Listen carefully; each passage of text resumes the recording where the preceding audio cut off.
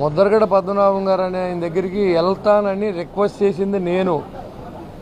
పవన్ కళ్యాణ్ గారి దగ్గరికి వెళ్ళి, సార్ ఆయన కూడా వచ్చేసి ఉద్దేశంలో ఉన్నారు, మనం వెళ్ళి మాట్లాడితే వచ్చేయచ్చు, మన ఈగోల కంటే ఒక పెద్ద నాయకుడిని మనం కలుపుకున్నట్టు ఉంటుంది, కులానికి దానికంటే కూడా ఒక మంచి నాయకుడు, నిజాయితీ ఉన్న నాయకుడు అని చెప్పి అంటే, ఎందుకు సీను ఇప్పుడు మనం వాళ్ళకి ఇంట్రెస్ట్ ఉంటే వాళ్ళు రావాలి కానీ మనం వెళ్ళకూడదు అన్నప్పుడు కూడా నేను వెళ్ళి ఆయన దగ్గరికి వెళ్ళి అడిగినప్పుడు ఆయన ఏం చెప్పారంటే, నేను అక్కడికి వచ్చి జాయిన్ అవ్వను, ఆయన మా ఇంటికి వస్తానని చెప్పి రాలేదు, కాబట్టి ఆయన ఇక్కడ రమ్మని చెప్పండి, నేను జాయిన్ అవుతాకు రెడీగా ఉన్నానని చెప్పడం నిజం.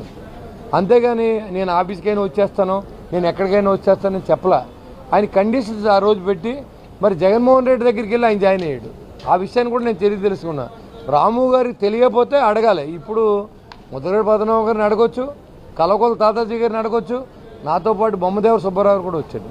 ఆ రోజు జరిగిన విషయాలు చెప్పవలసిన అవసరం ఉంది. ఏదో మసిపూసి మారేడుగా రాసే విధంగా వాళ్ళు మీకు ఇష్టం ఉంటే ఒకరిని పొగుడుతారు, మీకు ఇష్టం లేకపోతే వెంటనే ఆయన కింద పాడేస్తారు.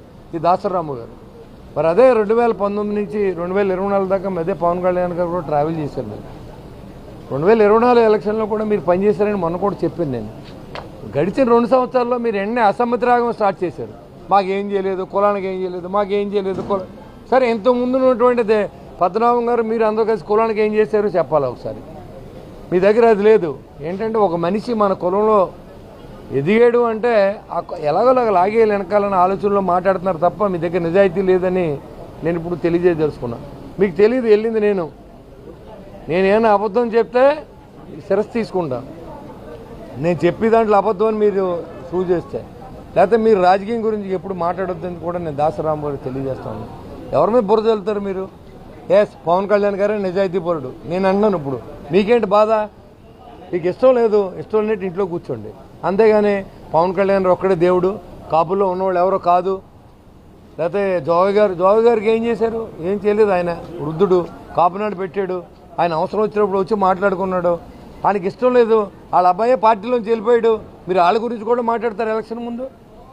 మాట్లాడితే కులం, మాట్లాడితే మీరు మాట్లాడేదేంటి? మిమ్మల్ని పోను, మీరు మంచోళ్ళని నేను చెప్పాను కదా, మీరు విన్నారా? ఇప్పుడు లేచి వచ్చి బయటకు వచ్చి ఏం మాట్లాడుతున్నారు? బొత్స శ్రీనివాస్ గారు వెళ్ళాను, ఏం జరిగిందో మీకు తెలుసా? నాకు తెలుసా? అక్కడ ఆయన ఒక కండిషన్ పెట్టాడు, మా ఇంటికి పవన్ కళ్యాణ్ గారు రావాలి, వచ్చిన తర్వాత నేను జాయిన్ అవుతాను ఇక్కడే అని కండిషన్ పెట్టాడు.